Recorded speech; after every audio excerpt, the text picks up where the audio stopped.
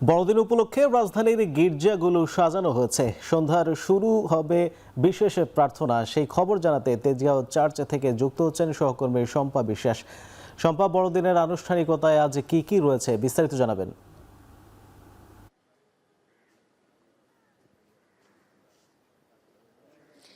বড়দিনের আনুষ্ঠানিকতা খ্রিস্টজাগের মধ্য দিয়ে শুরু হয় এবং সেই খ্রিস্টজাগ শুরু হবে সন্ধ্যা ৭টায় এবং এর পরের যে বিশেষ প্রার্থনা সেটি অনুষ্ঠিত হবে রাত ৯টায়। আজকে এই আনুষ্ঠানিকতার পরে আগামীকাল সকাল ৬:৩০টায় শুরু হবে বড়দিনের মূল প্রার্থনা এবং তারপরের প্রার্থনাটি অনুষ্ঠিত হবে বেলা ৯টায়। এবং আমরা দেখতে পাচ্ছি ইতোমধ্যে চার্চ সেজে উঠেছে রঙিন আলোকসজ্জায়। এখানে ইতোমধ্যে যারা খ্রিস্ট ধর্মাবলম্বী আছেন তারা আসতে শুরু করেছেন বিশেষ প্রার্থনায় অংশ নেওয়ার জন্য। আমরা কিছুক্ষণ আগে তেজগাঁ চার্চের ফাদারের সঙ্গে কথা বলেছি। তিনি জানিয়েছেন যে এইবার বিশেষ প্রার্থনায় মূলত গুরুত্ব দেওয়া হবে দেশ এবং বিশ্বের শান্তি কামনা। সঙ্গে তিনি কিছুটা হলেও বর্তমান পরিস্থিতি নিয়ে উদ্বেগ প্রকাশ করেছেন এবং তিনি বলেছেন প্রার্থনা নিয়ে কোনো শঙ্কা নেই, তবে এক ধরনের নিরাপত্তা নিয়ে শঙ্কার কথা তিনি আমাদেরকে জানিয়েছেন। আমরা একটু জানিয়ে রাখি যে যিশু গোয়ালঘরে জন্মগ্রহণ করেছিলেন এবং তিনি সাধারণের মতো অন্য সব মানুষের মতো করে এই পৃথিবীতে এসেছেন। এই যে গোয়ালঘরে জন্ম নেওয়ায় তার এই বার্তাটি দেয় যে তিনি আসলে অন্যদের মতো অতি সাধারণ এবং তিনি সবার জন্য। মূলত তিনি যে শাশ্বত বাণীগুলো দিয়েছেন সেগুলো পৃথিবীতে সবার মাঝে ছড়িয়ে পড়ুক এবং শান্তি ভ্রাতৃত্ব সবার মধ্যে গড়ে উঠুক, এটিই তার বাণী ছিল। খ্রিস্ট ধর্মাবলম্বীরা সবসময় সেই শান্তি কামনা করে থাকেন বড়দিনে এবং এবারেও তার ব্যতিক্রম হবে না। তারা আসলে বিশ্বাস করেন যে যিশু খ্রিস্ট ঈশ্বরের সঙ্গে খ্রিস্ট ধর্মাবলম্বীদের পুনর্মিলন ঘটাবেন এবং সেই জন্যই যিশু খ্রিস্টের এই জন্মদিনের জন্য বা বড়দিনের জন্য সবাই বছর ভরে অপেক্ষা করে থাকে। আমরা তেজগাঁ চার্চের যেসব আনুষ্ঠানিকতা রয়েছে সেটির খবর জানাচ্ছিলাম। একটু জানাতে চাই প্রস্তুতির খবর। প্রস্তুতি ইতোমধ্যে সম্পন্ন হয়েছে। সবশেষ কিছু টুকিটাকি প্রস্তুতির কাজ এখনো চলমান রয়েছে। আমরা দেখতে পাচ্ছি যে ক্রিসমাস ট্রি, সান্টা ক্লজ, বরফের ঘর সবকিছুই কিন্তু প্রস্তুত রয়েছে। শুধুমাত্র এখন প্রার্থনা বাকি এবং সেই প্রার্থনার মধ্য দিয়ে আসলে ঈশ্বর পুত্র যিশুর বন্দনা করবেন খ্রিস্ট ধর্মাবলম্বীরা।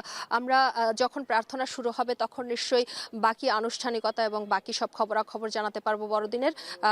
এখন এই মুহূর্তে আমার কাছে এই পর্যন্ত ছিল বড়দিনের খবরাখবর।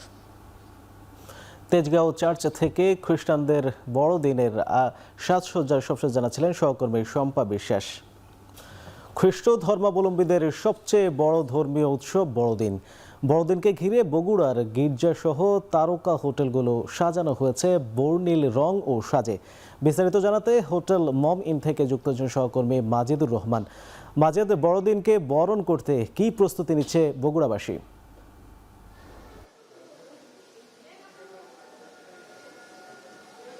হ্যাঁ মিয়াজি, আপনি জানেন যে আগামীকাল 25 ডিসেম্বর শুভ বড়দিন।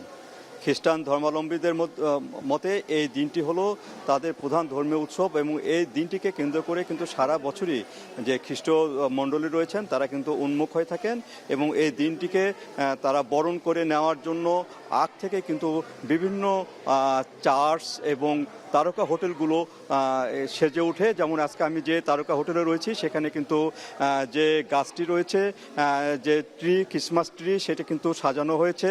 এছাড়া আরও যে গোশালা রয়েছে যেখানে যীশুখ্রিস্ট জন্মগ্রহণ করেছিলেন, যে গোশালাতে সেই গোশালাও রয়েছে এখানে।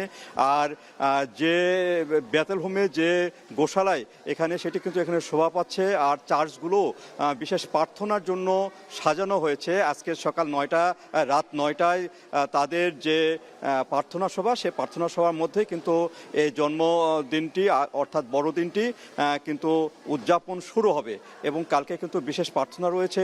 তাছাড়া আত্মীয় স্বজনদের খাবার রয়েছে, ছোট ছেলে মেয়েদের যে বিতরণ করা, যে গিফট দেওয়া, সেটি কিন্তু রয়েছে। সান্টা ক্লজ সেজে যে গিফট, চকলেট, এসব বিতরণও কিন্তু রয়েছে। আর আমরা যেখানটায় রয়েছি সেখানে কিন্তু যে এই হোটেলটি 5 তারকা হোটেলটি, এই হোটেলটিতে কিন্তু খাবারে এক ব্যবস্থা রাখা হয়েছে যে খাবারে খুব কম মূল্যেই কিন্তু তারা খাবার পরিবেশন করবেন। এখানে কিন্তু যে হোটেলটি, সেই হোটেলটি কিন্তু একদম কানায় কানায় পূর্ণ হয়েছে। বিভিন্ন খ্রিস্টান ধর্মাবলম্বী, বিশেষ করে বিদেশিরা যারা বাংলাদেশি থাকেন তারা বিশেষ পাবনা রূপপুরের যে কেন্দ্র রয়েছে, বিদ্যুৎ কেন্দ্র রয়েছে, সেই বিদ্যুৎ কেন্দ্র থেকে কিন্তু অনেক বিদেশি রাশিয়ানরা এখানে এসেছেন, তারা বড়দিনকে সেলিব্রেট করার জন্য।